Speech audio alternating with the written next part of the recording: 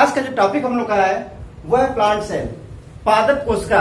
आपको बता दिया जाए, ये वीडियो हम बहुत पहले बना चुके हैं, लेकिन उसमें क्लियर फिगर नहीं था। ये आज डिटेल स्टडी करेंगे हम लोग जो है प्लांट सेल। हम लोग याद रखिए क्लास 9th और क्लास 11th यह टॉपिक याद रखिए। जो प्लांट सेल है यह प्लांट सेल क्लास 9th और क्लास 11th दोनों में टॉपिक चलता। अब देखना हमको यह है कि इसमें क्या खास बात है, ध्यान रखिएगा।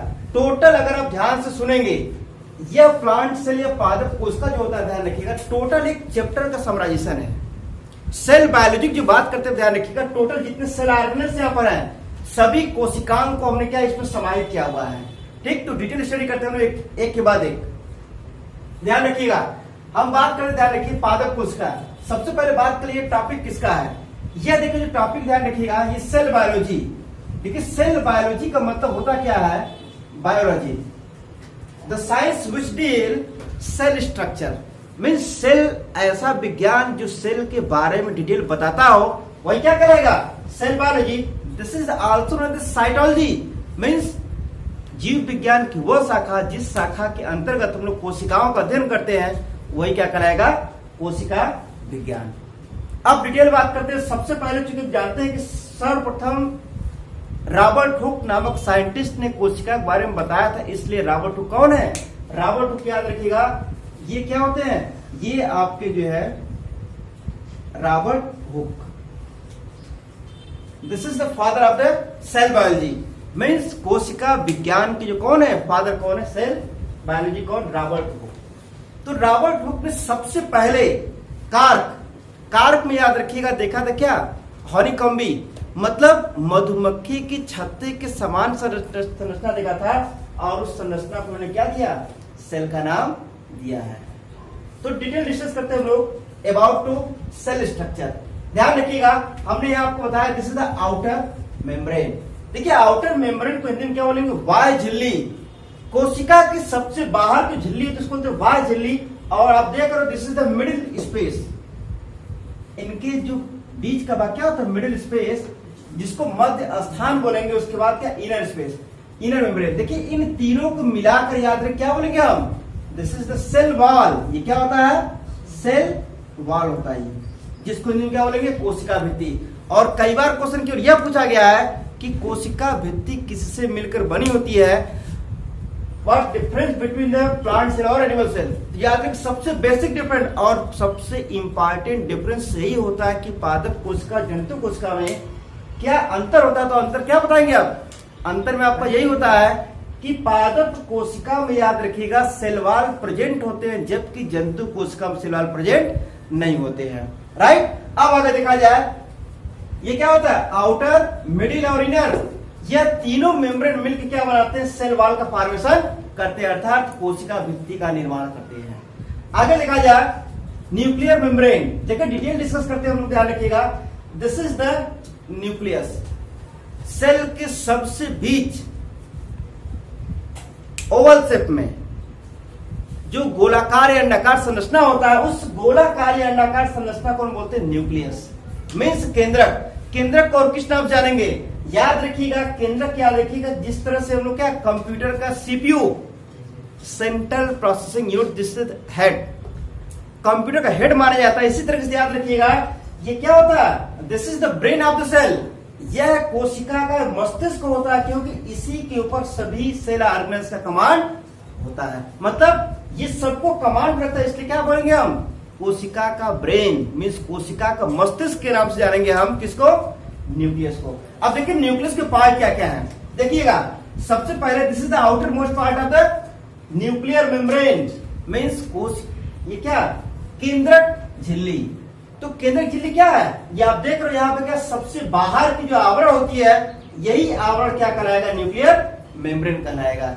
उसके बाद अब देखिए, आप देख रहे हो कि जहां पर न्यूक्लियर मेम्ब्रेन डबल मेम्ब्रेन दिखाई गई है, याद रखिए क्या, ये दोहरा होता है, ये दोहरा संरचना से मिलकर बना होता है, this is the double membranous. एक क्या होता है, बाहर आउटर न्यूक्लियर मेम्ब्रेन, और इनर क्या होता है, इनर न्यूक्लियर मेम्ब्रेन। इन दोनों को मिलाकर क्या बोला गया है, ये होता है केंद्रक कला।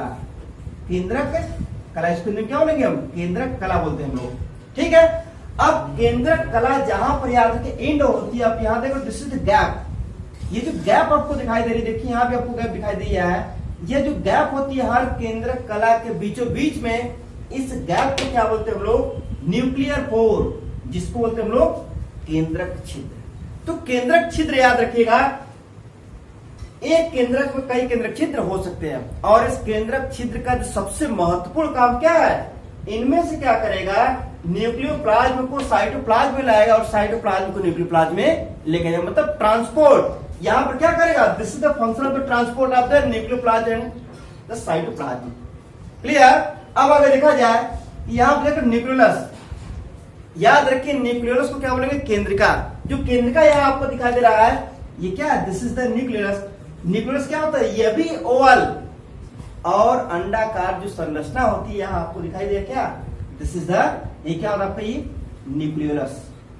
न्यूक्लियोलस की खास बात, अभी तक हमने यही जाना है कि आरएनए का क्या होता है? आरएनए केंद्रक के बाहर होता है, लेकिन याद रखिए केंद्रक के अंदर केंद्रिका भी, केंद्रिका का निर्माण कौन करता है? आरएनए और प्रोटीन करता है। ध्यान रखिएगा। तो यहाँ पर क्या, this is the made up of the RNA and the protein. ये किससे बना होता है? ये मुख्य रूप से किसका? आरएनए और protein. This is two main components, RNA and the protein. कौन? न्यूक्लियोलस। राइट। आगे देखा जाए न्यूक्लियोप्लाज्म, जैसे देखिए किसी भी कोशिका के अंदर क्या होता है? जो लिक्विड लाइक स्ट्रक्चर आपको दिखाई दे रहा है, what is this? This is the cytoplasm. केंद्रक के बाहर के द्रव्य को क्या बोलेंगे हम? केंद्रक द्रव्य बोल देंगे हम, जबकि केंद्रक के अंदर, सॉरी, केंद्रक के बाहर के द्रव्य क्या बोलेंगे हम? साइटोप्लाज्म मीन्स कोशिका द्रव्य, जबकि केंद्रक के अंदर के द्रव्य को क्या बोलेंगे हम लोग? न्यूक्लियोप्लाज्म, जिसको बोलते हैं हम लोग केंद्रक द्रव्य। क्लियर? अब केंद्रक द्रव्य के अंदर आप क्या देखते हो? स्ट्रिंग लाइक स्ट्रक्चर, धागे नुमा संरचना, जो क्या काफी लंबी पतली दिखाई देती है। इनकी संख्या याद रखें, जो क्रोमोसोम आपको जो यहाँ दिखाई दे रहा है, ये आपकी संरचना क्या? दिस लाइक स्ट्रिंग मीन्स लपेटी हुई धागे नुमा जो संरचना होती है उसको क्या बोलेंगे हम? क्रोमोसोम। क्रोमोसोम अर्थात गुणसूत्र। और गुणसूत्र का सबसे महत्वपूर्ण काम क्या होता है? जेनेटिक कैरेक्टर को ऑफस्प्रिंग करना है, मतलब आनुवंशिक लक्षण को एक पीढ़ी से दूसरी पीढ़ी में ट्रांसफर करने का ही मेन काम किसका होता है? यह होता है क्रोमोसोम या गुणसूत्र। और आपको पता होना चाहिए this is the made up of the DNA. जब कई डीएनए या कलेक्शन ऑफ डीएनए, जब डीएनए का कलेक्शन होता है तो क्या बनाता है? एक क्रोमोसोम या गुणसूत्र बनाता है।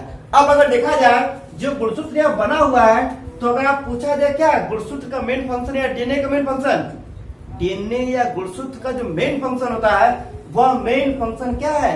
आनुवंशिक लक्षण को एक पीढ़ी से दूसरी पीढ़ी में ट्रांसफर करना है। अब अगर बात किया जाए कि डीएनए कहां होता है, वो क्या बताएंगे? डीएनए हमेशा केंद्र के अंदर होता है। केवल दो ऐसे कोशिकांग हैं, जैसे माइटोकॉन्ड्रिया और क्लोरोप्लास्ट, दो एक ऐसे कोशिकांग ध्यान रखिएगा जिनमें डीएनए अलग से पाई जाती है। राइट। अब आगे देखा जाए दिस इज द क्रोमोसोम, हमने बताया आपको क्रोमोसोम के बारे में। तो टोटल ये क्या देख रहे हो? यहां से यहां तक का जो स्ट्रक्चर है डीएनए तक विथ डीएनए, तो ये टोटल स्ट्रक्चर क्या करेगा? इन सभी स्ट्रक्चर को बोलेंगे हम केंद्रक। ये सभी मिला क्या बनाएंगे? आपको केंद्रक बनाएंगे, इसलिए हमने इसको अलग से बनाया है। राइट। अब अगर देखा जाए केंद्रक के ठीक नीचे हमने अभी आपको बताया कि केंद्रक के चारों तरफ जो केंद्रक छिद्र होते हैं, उन केंद्रक छिद्र में क्या होता है? यह ट्यूब लाइक दिस, ऐसे देखिए स्ट्रक्चर बनाया गया है। यह जो स्ट्रक्चर आपको बनाया गया, ये क्या होता है? ये ट्यूब्स लाइक स्ट्रक्चर, मतलब नलिकाकार जो संरचना होगी, इस नलिकाकार संरचना को क्या बोलेंगे हम लोग? This is the endoplasmic reticulum. Hindi में क्या बोलेंगे हम? अंतःप्रद्रवी जालिका, जो यहाँ पे आपको दिखाई दिया है। इस अंतःप्रद्रवी जालिका का देखिए मेन वर्क क्या होता है? अंतःप्रद्रवी जालिका, चूंकि ध्यान रखिएगा इनका मेन वर्क क्या होता है? यह केंद्रक छिद्र से जुड़ा होगा और बाहर से ये किससे जुड़ा होगा? सेल मेम्ब्रेन से जुड़ा होगा। Just like a function of the skeleton means यह कोशिका का कंकाल के नाम से जाना जाएगा। कौन? Endoplasmic reticulum. अब ध्यान रखने की बात यह है कि जिस इंडोप्लाज्मिक रेटिकुलम पर इस दानेदार संरचना जो दिखाई दे रही है, यह जो दानेदार संरचना होती है, इसका नाम क्या होता है? यह क्या होता है? Ribosome. This is the ribosome. और राइबोसोम जिस भी इंडोप्लाज्मिक रेटिकुलम पे होगा, उस इंडोप्लाज्मिक रेटिकुलम का नाम क्या होगा? रफ। मीन्स खुरदुरी अंतःप्रद्रवी जालिका। राइट। अब अगर देखा जाए, जिस भी इंडोप्लाज्मिक रेटिकुलम के ऊपर यह राइबोसोम नहीं होगा, उस इंडोप्लाज्मिक रेटिकुलम क्या नाम होगा? स्मूथ। Smooth ER। क्लियर? मतलब इसको बोलेंगे चिकनी अंतःप्रद्रवी जालिका। अब अगर बात किया जाए, ध्यान रखिएगा, गोल्जी बॉडी। देखिए गोल्जी बॉडी जो दूसरा नाम है, गोल्जी बॉडी का फंक्शन के हिसाब से इनको ट्रैफिक पुलिस कहा गया है। What is traffic police? देखिए ट्रैफिक पुलिस का ध्यान रखिएगा, यहां पर क्या करेंगे? जितने सेल ऑर्गेनेल्स हैं, सेल ऑर्गेनेल्स को अपने कमांड में रखने के साथ साथ याद रखिएगा, उनको ट्रांसपोर्ट की सुविधा भी प्रदान करता है। कौन? ये आपका गोल्जी बॉडी। इसलिए गोल्जी बॉडी का दूसरा नाम क्या है? Traffic police. क्या होगा यहां पर? ये traffic police. This is the also name of the Golgi body. Means Golgi काय का जो दूसरा नाम क्या होता है? वो होता है ट्रैफिक पुलिस। क्लियर? अब आगे बात किया जाए, क्लोरोप्लास्ट। बॉडी में क्लोरोप्लास्ट हमने सुना है, ये सब लगभग जानते हैं कि क्या पत्तियों का रंग हरा किसी कारण होता है। तो जो पत्ती का रंग जो हरा जो होता है, ध्यान रखिएगा, वो किसी कारण? क्लोरोप्लास्ट के कारण। तो ध्यान रखिएगा, क्लोरोप्लास्ट का जो सबसे महत्वपूर्ण काम क्या होता है? फूड का फॉर्मेशन करना, मतलब प्रकाश संश्लेषण की क्रिया में यह सहायक होता है। इसलिए फूड के बनाने के कारण इसका दूसरा नाम रखा गया है। वो क्या है? इसको बोलते हैं किचन ऑफ द सेल्स। ठीक, क्या बोलेंगे? Kitchen, kitchen of cell. Means कोशिका का रसोइया। जो कोशिका का रसोइया वो कौन होगा? यह आपका होगा क्लोरोप्लास्ट। और याद रहे, एनिमल सेल में क्लोरोप्लास्ट अब्सेंट होता है, जबकि प्लांट सेल में क्लोरोप्लास्ट प्रेजेंट होता है। This is the second difference between the animal cell and the plant cell. Clear? अब अगर बात किया जाए, हम लोग यहां देखते हैं, दिस इज द माइटोकॉन्ड्रिया। यह देखिए क्या है? माइटोकॉन्ड्रिया, जिसको याद रखें क्या? विद्युत क्रिय कोशिका का power house. Power house. Right? अब देखिए कोशिका की पावर हाउस का मतलब क्या होता है? देखिए कोशिका के पावर हाउस का मतलब यहां ये होता है कि कोशिका को जो ऊर्जा देने का काम कौन करेगा? वह करेगा माइटोकॉन्ड्रिया। नेक्स्ट, अब देखिए प्रोटोप्लाज्म। वैज्ञानिक हक्सले ने क्या कहा था? प्रोटोप्लाज्म क्या है? जीव द्रव्य, जिसको हिंदी में बोलेंगे जीव द्रव्य। देखिए जो जीव द्रव्य क्या होता है? Physical basis of life. जीव द्रव्य ही जीवन का भौतिक आधार है। यह बात किसने कहा था? हक्सले ने कहा था। क्लियर? अब देखा है साइटोप्लाज्म। देखिए जीव द्रव्य की लोकेशन कहां होती है? आप जैसे सेल वॉल में आएंगे, सेल वॉल के ठीक नीचे जो लाइन आपको दिखाई दे, this is the separation of the cell wall and the cell membrane या साइटोप्लाज्म। इन दोनों को जो सेपरेट करती है वो क्या कहलाएगा? प्रोटोप्लाज्म। राइट? फिर देखते हैं साइटोप्लाज्म। साइटोप्लाज्म हमने क्या होता है? दिस इज द कोशिका द्रव्य। ये क्या होता है? कोशिका द्रव्य। अब देखिए कोशिका द्रव्य का हमने क्या कहा? इन्हीं कोशिका द्रव्य के अंदर जितने कोशिकांग होंगे, सभी कोशिकांग कहां पे लोकेट होंगे? सभी कोशिकांग की जो स्थिति होगी वो क्या? कोशिका द्रव्य के अंदर ही पाई जाती है। अब अगर बात किया जाए, दिस इज सेल मेम्ब्रेन। देखिए सेल मेम्ब्रेन क्या है? सेल मेम्ब्रेन जो आप दिखाई दी, सब डॉट जो स्ट्रक्चर आपको दिखाई दे रहा है, इसी डॉट स्ट्रक्चर के बाद जो स्ट्रक्चर आपको दिखाई दे, this is the cell membrane. Cell membrane क्या करेगा? प्रोटोप्लाज्म और साइटोप्लाज्म के बीच की एक वॉल होगी। जैसे अगर आप ये वॉल देख रहे हैं, वॉल यहां पर है, एक वॉल क्या? This is third wall. यह क्या? This is the protoplasm and this is the cytoplasm and this is the cell membrane. मतलब सेल मेम्ब्रेन क्या करेगी? इनको सेपरेट करेगी, अलग करेगी। अब प्रोटोप्लाज्म, ये आपको स्ट्रक्चर दिखाई दे रहा है, और सबसे बड़ी स्ट्रक्चर दिखाई दे रही है। तो याद रखिएगा, प्लांट सेल की अगर बात किया जाता है कि सबसे बड़ी स्ट्रक्चर कौन होती है, सबसे बड़ी स्पेस कौन कवर करता है, तो याद रखिए वैक्यूल। पादप कोशिका का लगभग 60 to 70% भाग ये अकेले कवर करता है, मतलब 60 से 70% भाग ये अकेले कवर करता है। यह प्लांट सेल की एक स्पेशल प्रॉपर्टी ध्यान रखिएगा कि प्लांट सेल में वैक्यूल, जिसको हिंदी बोलेंगे रिक्तिका, रिक्तिका का सबसे महत्वपूर्ण काम क्या होता है, सेल को टर्जिडिटी प्रोवाइड करता है, अर्थात सेल के साइज को मेंटेन करती है। अगर इनमें से याद रखिएगा, जो आपको क्या दिखाई दे रहा है, तो ये वैक्यूल की जो बाहर की जो वाल होती है, ध्यान रखिएगा, ये क्वेश्चन कई बार रिपीट किया गया है, क्या बोलते हैं, this is the tonoplast. Clear. अब बात किया, this is cell sap. Cell sap क्या होता है, टोनोप्लास्ट के अंदर जो लिक्विड लाइक स्ट्रक्चर होगा, यह लिक्विड लाइक स्ट्रक्चर जो आपको दिखाई दे रहा है, जो द्रव्यनुमा संरचना होती है, इस द्रव्यनुमा संरचना क्या बोलेंगे, this is the cell sap, जिसको हिंदी में क्या बोलेंगे, कोशिका रस, कोशिका रस। Here this is the lysosome. Next बात किया जाए, देखिए लाइसोसोम का जो दूसरा नाम है, जिसको आत्महत्या की थैली, सुसाइडल बैग। अब देखो सुसाइडल बैग क्यों कहते हैं, याद रखिए यह एनिमल सेल और प्लांट सेल दोनों में होता है, लेकिन प्लांट सेल में इसकी मात्रा कम होती है, जबकि एनिमल सेल में इसकी मात्रा ज्यादा होती है।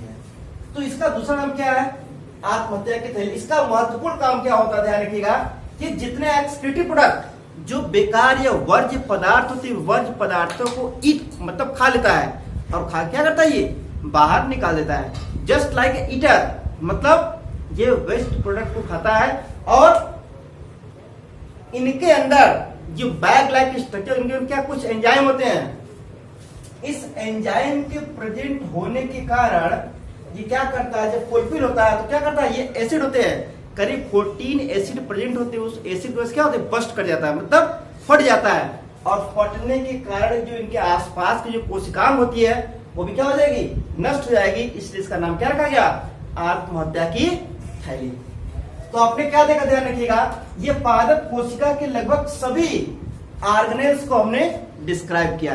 अब देखिए हम लोग जब नेक्स्ट वीडियो देखेंगे तो सबका डिटेल देखेंगे। धन्यवाद।